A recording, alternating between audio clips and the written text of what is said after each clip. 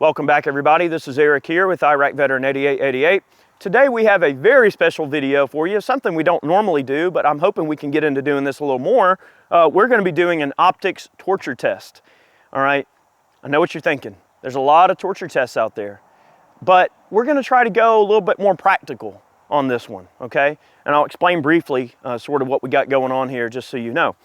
This is an Arken SH-4 Gen 2. This one is the 6-24x50 model. This is a ruggedized optic with some great features. Comes in at a great price point.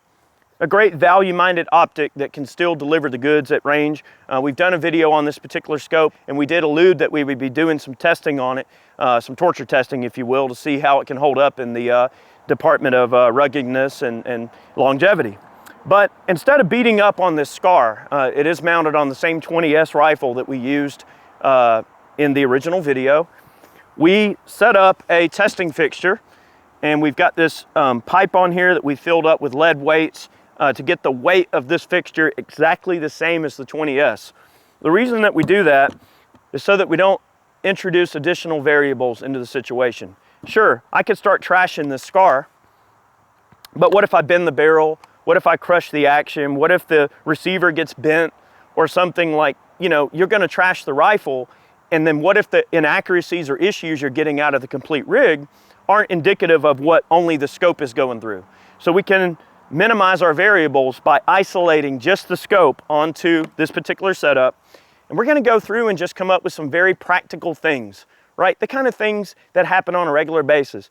How many folks, you know, have their rifle slide off the bench or fall out of the back of a pickup truck, or maybe you drop it out of a deer stand or get it, you know, possibly wet. I mean, there's all these different things that are real world practical things that happen with our guns on a regular basis.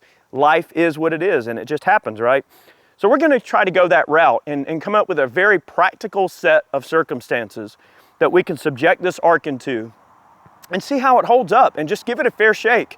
I just want to provide one caveat here. We've never done this test on any other optic. So until we get a body of knowledge using the same sort of testing protocol over a wide variety of different optics, we won't really know how it compares to anything else. So this is the first time we've done it. So we're going to dive in and come up with some really fun standards and just see how this thing holds up. You know, it's a very reasonably priced optic that can deliver the goods quite well.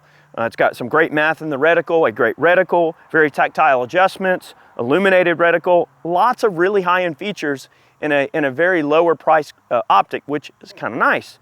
Let's see how it holds up in the category of ruggedness and reliability after being jostled around a bit. So let's test it out. So we've got the Arken mounted up here on our beater board. So this is replicating our SCAR 20S up here on the roof of the Polaris. You know, hey, we took off and forgot to secure our rifle. We left it up on the roof and it takes a tumble. I don't know what's going to happen. It might fall twice all the way to the ground, but I'm just going to give it a little push.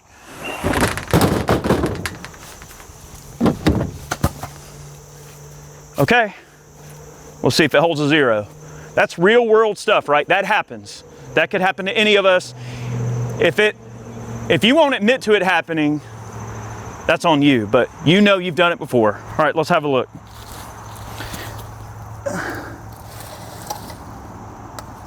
Okay, doesn't really appear anything's wrong. A little bit of dirt there, but I mean, this is just, we are going to drop this on some concrete later.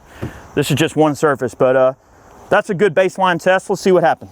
All right, guys, just so we don't introduce any extra variables, I'm going to continue doing the testing on the SCAR 20 here after we do all these initial tests, because this is a lot of fun.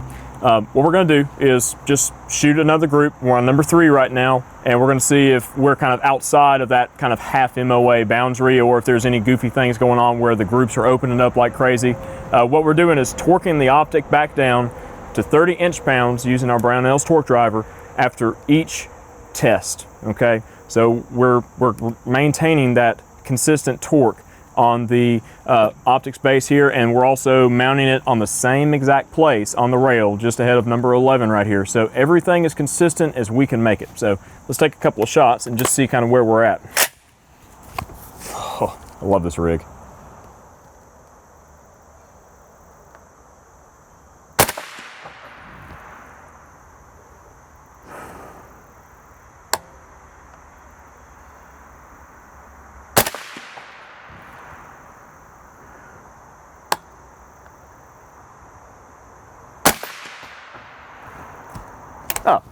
we're right on top of the black.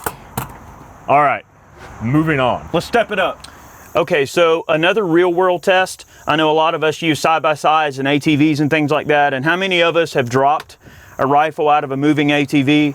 It's happened a lot. On that first test, that was a pretty sedate test. You know, fell off the roof, down into the bed, and then landed on the dirt. Now the dirt's pretty soft. We're gonna step up to gravel, and this time we're gonna be moving. This is a pretty worst case scenario. You're moving, you're on gravel, and your rifle takes a tumble, and there goes your rifle, and will the optic survive? So this is stepping it up a notch. So we're gonna get moving and push this bad boy out onto gravel this time. Number 57 stone.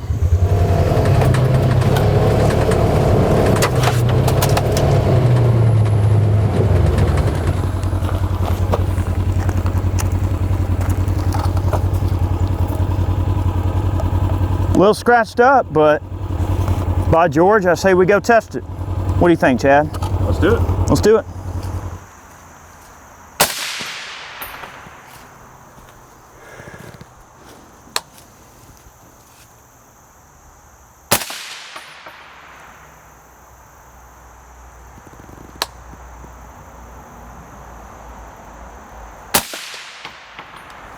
Shoot. Right where we're looking. Well, it looks like a good sign.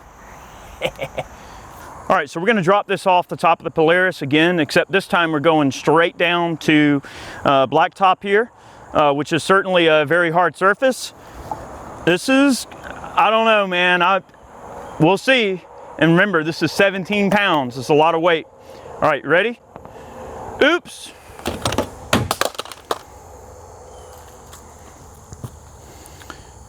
All right, let's have a look.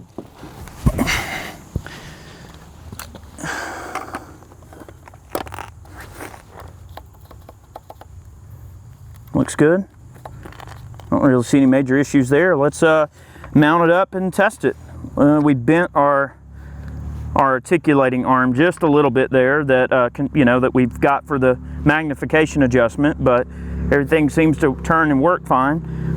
Let's mount it up and shoot it.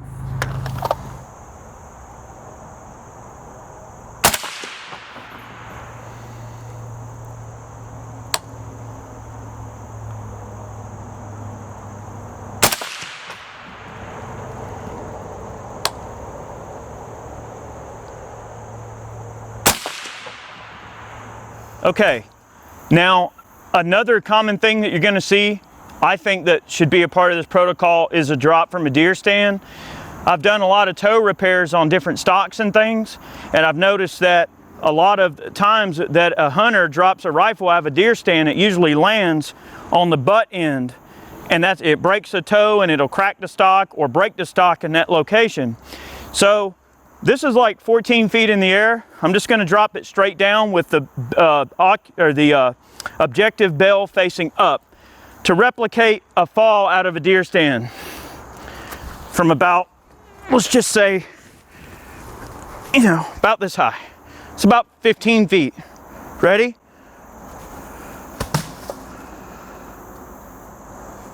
All right, that's a lot. That's 17 pounds coming to an abrupt stop. All right, let's mount it up and give it a test, Chad.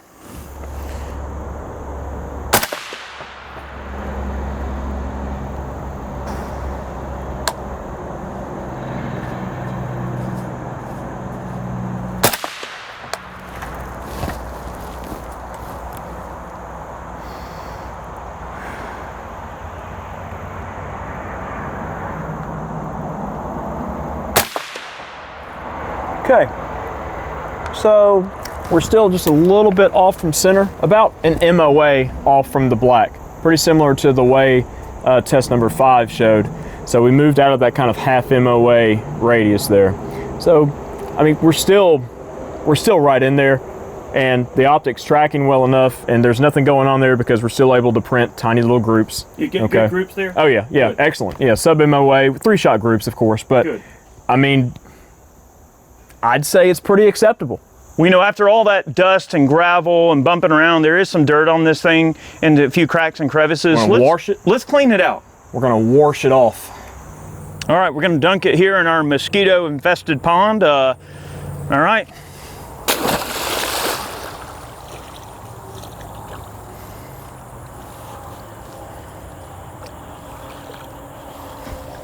All right, very simple.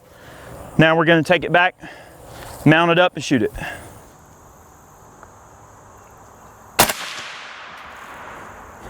Just got a little bit of water back in my face from the optic.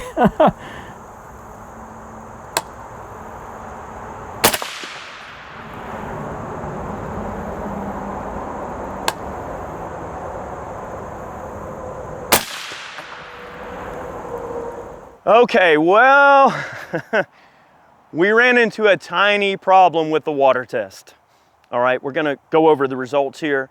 So we beat up on this optic and then we fished it over in the pond and dug it out and we shot it, and we wound up discovering a little bit of a tiny issue. We did get a little bit of water intrusion into the optic, which was causing the point of impact to shift a considerable distance, I think some 3 or 4 inches.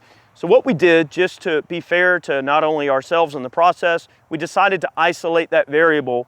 I took a fresh 6-24 that I just mounted up on my PSL, we pulled it off, put it on the board, and we dunked it over there in the pond. All right, this is not the optic that we did all the torturing on, that we just wanted to isolate the water test. So we took a fresh optic, put it in the water, took it off, checked the zero, good to go. Held zero just fine and passed a tall target test, which was what we were originally wanting to accomplish in the earlier test. So by isolating that variable, we were able to determine that it's possible that all of the rough handling and torture might have compromised the optic in some way that caused the water to intrude into the optic much more. Now, I have taken the liberty to send that optic back to the owner of Arken, and they're gonna go through it with a fine-tooth comb, and they're gonna figure out every tiny weakness that they possibly can, and they're gonna improve the product. That's what all this is done in the vein of, right? We want companies to get the data, improve their product, and that helps you as a consumer, right? When you buy this optic or any type of product we test, but in this particular situation, when you buy an Arken, you know that we vetted and tested this stuff and helped the company figure out what they might need to do to make this better. And it's probably a little tiny fluke of an issue. We thought maybe initially that the battery cap for the illuminated reticle might have gotten loose because there is a good seal right there, an O-ring. But we checked it, it was nice and tight. And oddly enough, the optic that we tortured really badly, the illuminated reticle did come on even after being submerged. So the electronics weren't compromised in the original test and in this test. Obviously everything's good to go.